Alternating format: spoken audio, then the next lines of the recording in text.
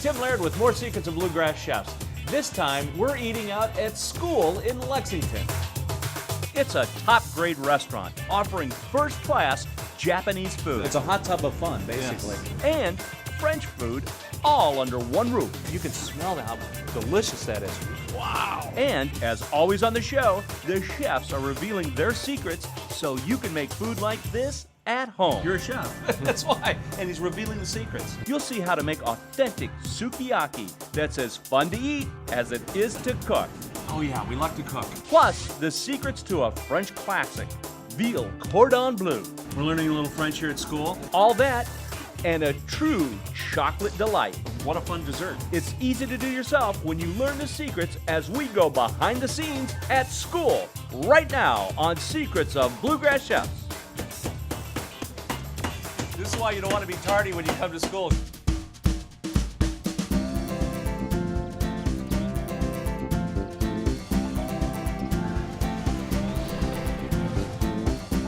Wow!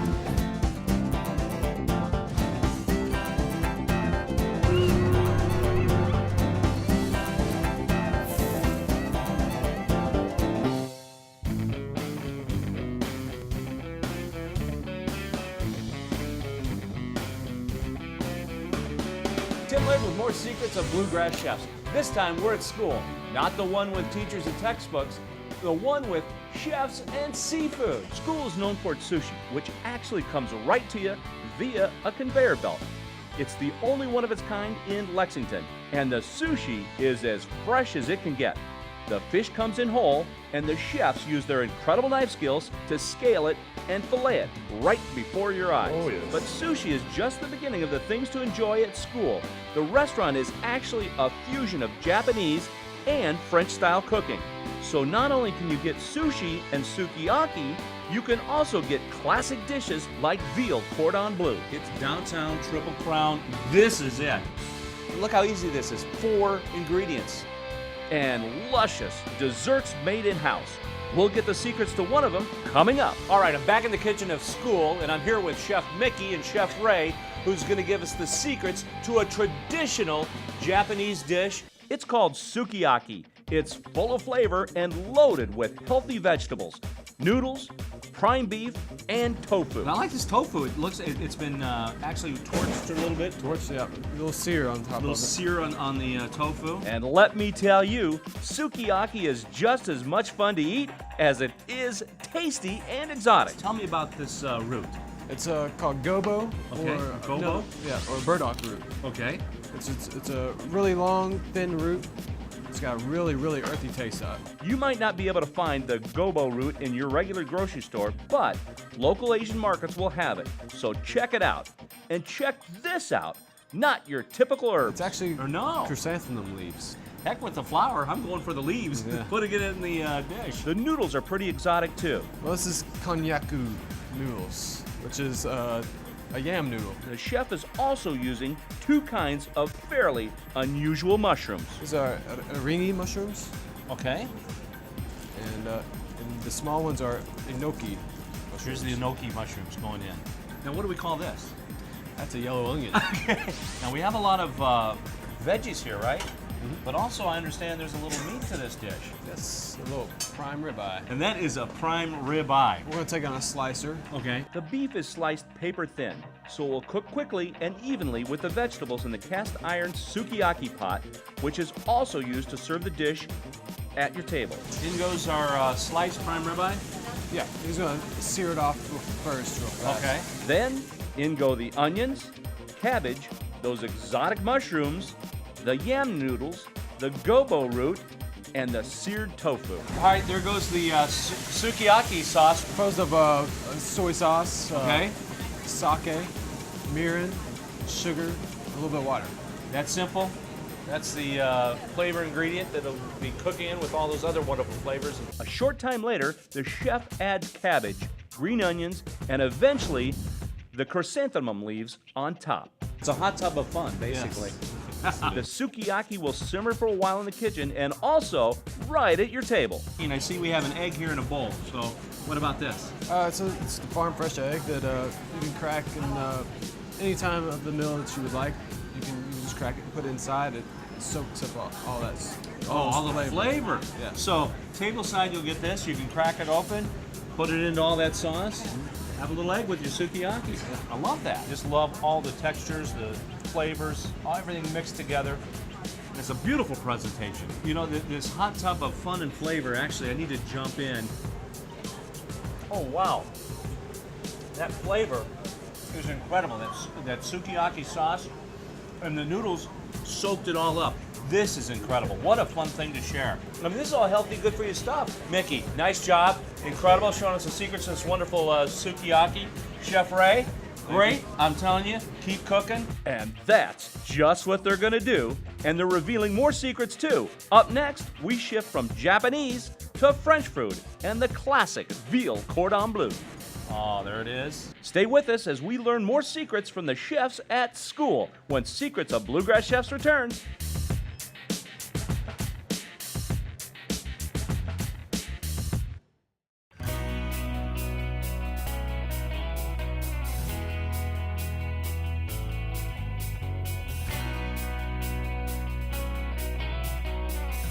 Tim Laird back with you with more Secrets of Bluegrass Chefs, this time in Lexington, dining out at one of the city's most unique hotspots.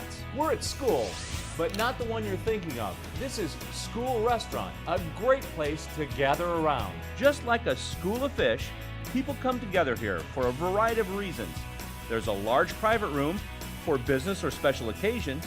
The bar is stocked with one of Lexington's best collection of bourbons and wine. And then, of course, there's the food, from sushi to Japanese sukiyaki. This is incredible. What a fun thing to share. And there's even fine French cuisine, which for us is served with the secrets to making it at home.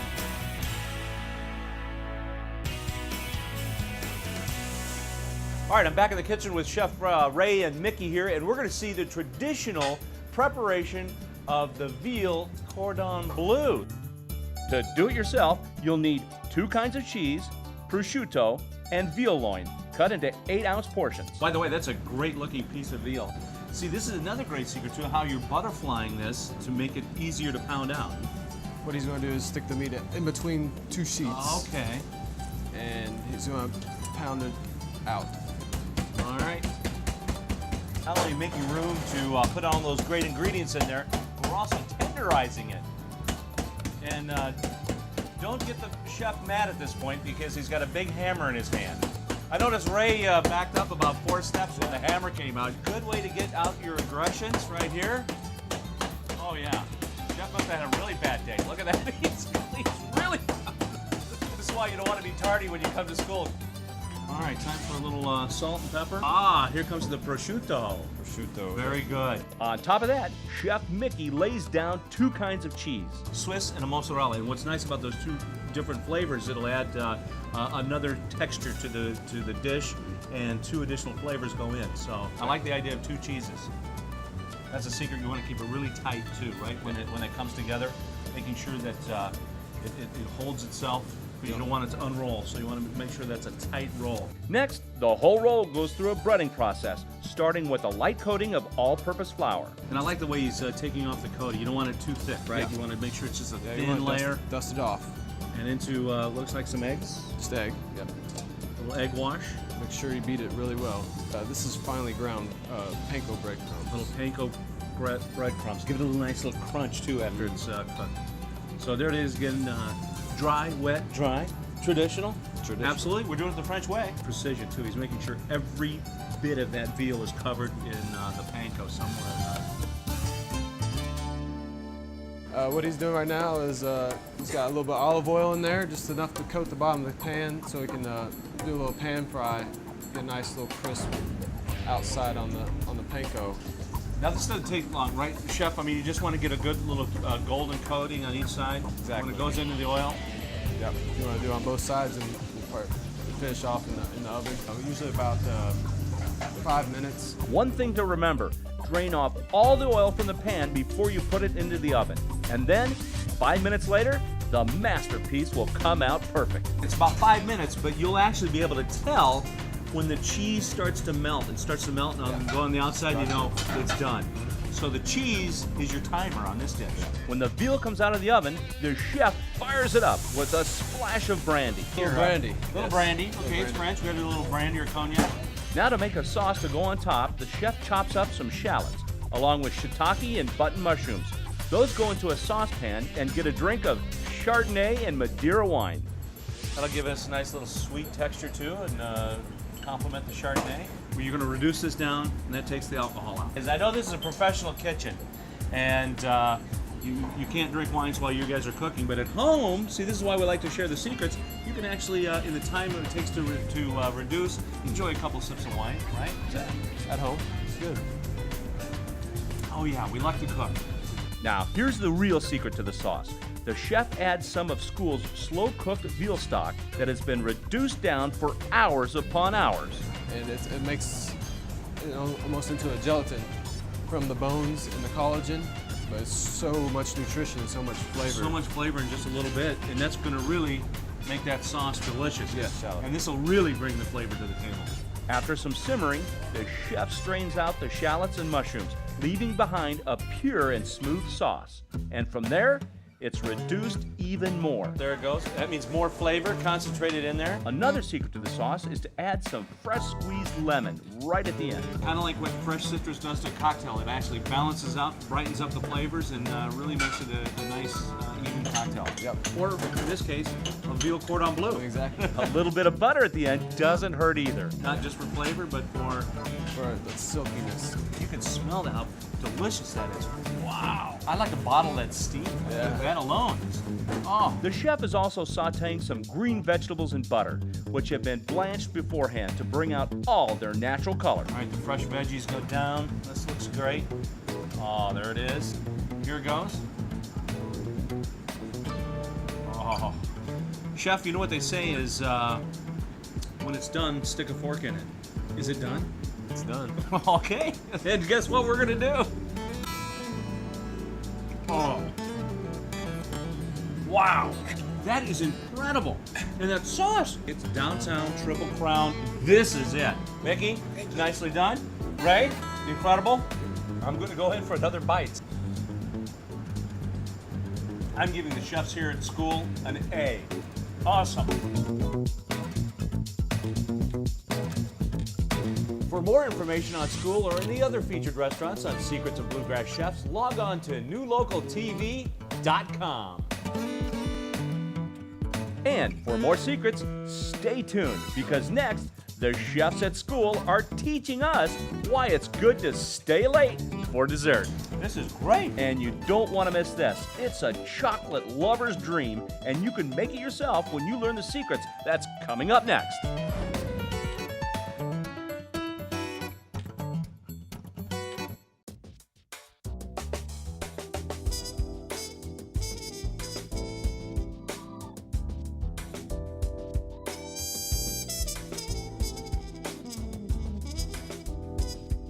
Tim Laird with you again on our hunt for more secrets of bluegrass chefs. This time we're going to school. But this school is more like a school of fish. It's not about learning, it's about gathering with friends and neighbors. It's become a real hotspot in Lexington, so when you come, don't be tardy. School offers some of the best sushi in town, and it comes right to you by way of the city's only sushi conveyor system. When you see what you like, just pick it up and enjoy. There's plenty on the menu too, which is a mixture of authentic Japanese dishes and French food. Dig in, but always save room for dessert, because at school, they're all in a class of their own. All right, we're in the kitchen here at school, and actually we're going to find the secrets to a great dessert, a chocolate tart. So, Chef, I know you have the dough here. It's already been rolled out into the tart pan. Now, Ray, tell me about the dough. All right, what we did is pretty much, it's a mixture of a cocoa powder and sugar and powdered sugar, butter. After the chef rolls out the dough onto his pie pan, he punctures it with a fork to keep it from bubbling up as it bakes. Chef Mickey is ready to go. Did a little puncturing to make sure that doesn't rise out of the pan. Okay, into the oven for a little blind baking. Yes. All right. About 15 minutes. About 15 minutes, it's ready to go. Now it's empty, so we need to fill this up. So here comes the good part. This is going to be fun. Looks like you put a little bit of milk in the pan. Yes. Start out with that. Get that warm. You don't want to boil it though, right? No, Don't you take it don't. to a boil? No, I don't want to boil it. Okay. And really, look how easy this is. Get the milk and then of course the chocolate, the eggs, a little sugar, and can't forget the rum. Did you taste this? Just to make sure it was all right? It was, Yeah, it's okay. it's all okay. right. We might have to taste it again later. Yeah. But how we doing over there, Mickey? All right? Okay. Excellent. In goes the chocolate, in goes the sugar. All right, eggs go in. 5 egg yolks. The egg yolks, not the whites, the egg yolks. Oh, here we go. Next in, a little spiced rum. All right, about a ladleful. Beautiful. Wow. I'm gonna have to start making my cocktails by the ladle. I think I'll start doing that when I'm behind the bar. Just who needs a shot glasses? Just get a couple of ladles. All right, into the tart shell. Oh, look at that, perfect. Here's a secret. I haven't seen this. What was that, Chef? Well, the bubbles that float to the top there at the end, if you put them in the oven, they'll stay on there. Okay. So if you take a torch to it, it'll get rid of those bubbles. You won't. Wow. Hey, now that's a great secret to know at home. The tart will bake at 350 degrees for 30 minutes. And then we're done. Done. Can't wait. 30 minutes later, the tart is covered with a chocolate glaze and then served with a lot more flavor and a lot of style too. Add a little whipped cream. And then a homemade mixed berry sorbet. Raspberry, strawberry, blueberry. All the berries are there. Berries, yep.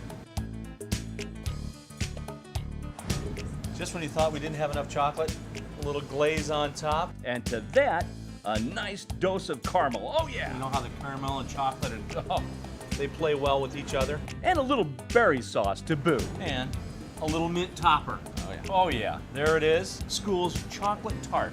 Are we done? Is it ready? It's ready. We're not done. You know why? We've got a fork here. You thought we were done, but we're not done. I gotta test you out your work, Chef Mickey. Here and see what we got. And of course we gotta go around the corner and get that berry sauce. Oh, very good. Very delicious. There's a burst of chocolate coming out of there too. Boom. This is great. What a winner. I'm telling you, this is awesome. Congratulations, Chef. Thank you. Chef, nice job. A big thanks to Chef Mickey and Chef Ray for teaching us their secrets at school. You gotta come back and check this place out. Until next time, I'm Tim Laird. Thanks for joining us on Secrets of Bluegrass Chefs.